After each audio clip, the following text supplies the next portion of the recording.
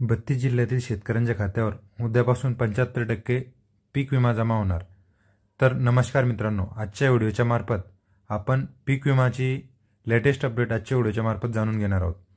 सरसकट शेतकऱ्यांच्या खात्यामध्ये 75% जी पीक विम्याची रक्कम आहे ती जमा होण्यास सुरुवात होणार।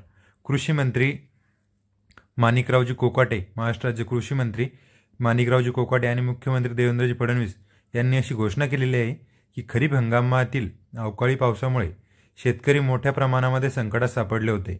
पंतप्रधान खरीप पीक विमा योजनेअंतर्गत हा प्रश्न हाताळण्यात आलेला आहे। 21 दिवसांच्या पावसाच्या खंडामुळे उत्पादनामध्ये मोठी घट आल्याच्या नंतर शेतकऱ्यांना नुकसान भरपाई द्यावी अशी सर्वच संघटनांकडून मागणी होत होती। त्याला आता नुकसान भरपाई देण्याबाबतचा जो निर्णय आहे तो राज्य शासन आणि केंद्र शासन यांच्या संयुक्त विद्यमानाने घेण्यात आलेला आहे। या योजनेच्या अंतर्गत 16 जिल्ह्यातील सुमारे 27 लाख शेतकऱ्यांना 1352 कोटी रुपये देण्याचा निर्णय जो आहे तो घेण्यात आलेला आहे। विमा कंपन्या या रकमेच्या 25% अग्रिम रक्कम देण्यास तयार झालेल्या आहेत। मात्र काही जिल्ह्यामध्ये विमा कंपन्यांचा निर्णय अद्यापही प्रलंबित आहे। त्यासाठी कृषी सचिव या कंपन्यांशी थेट बोलणी करणार आहेत, ज्यानंतर प्रत्येक शेतकऱ्यांच्या खात्यामध्ये जो अग्रिमची जी पीक विमा रक्कम विमा कंपनी देण्यास तयार झालेली होती त्या 27 लाख शेतकऱ्यांच्या खात्यामध्ये पीक विमा जमा होईल। पावसाच्या खंडामुळे 28 जिल्ह्यामध्ये पीक उत्पादनामध्ये 50% पेक्षा जास्त घट आलेली होती। या नुकसानीचे सर्वेक्षण कृषी विभागाने केलेले होते। या सर्वेक्षणावर आधारित अर्थसहाय्य देण्याचा जो निर्णय आहे तो सरकारच्या मार्फत घेण्यात आलेला होता। या प्रक्रियेमध्ये काही सुधारणा करून शेतकऱ्यांना वेळेवर मदत पोहोचवण्याचा जो प्रयत्न आहे तो सरकार करीत आहे।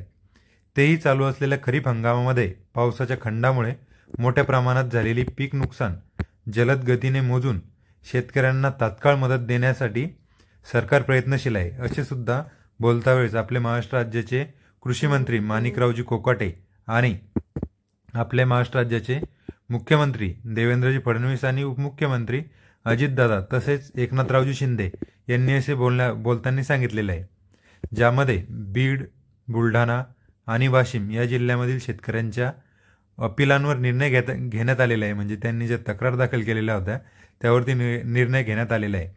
बुलढाणा आणि बीड जिल्ह्यामधील नुकसानीची अधिसूचना मान्य करण्यात आलेली असून त्यानुसार या जिल्ह्यातील शेतकऱ्यांच्या अग्रिम रक्कम देण्यास विमा कंपनीने आता मान्यता दिलेली आहे। मात्र वाशिम जिल्ह्याबाबत अद्यापही संभ्रम कायम आहे। म्हणजे वाशिम जिल्ह्यामधील जे शेतकरी आहे त्यांच्यासाठी अजूनही संभ्रम आहे की त्यांना जो अग्रिमची जी 25% जी पीक विमा रक्कम आहे ती जमा होणार किंवा नाही, त्याबाबत अजूनही संभ्रम कायमच आहे।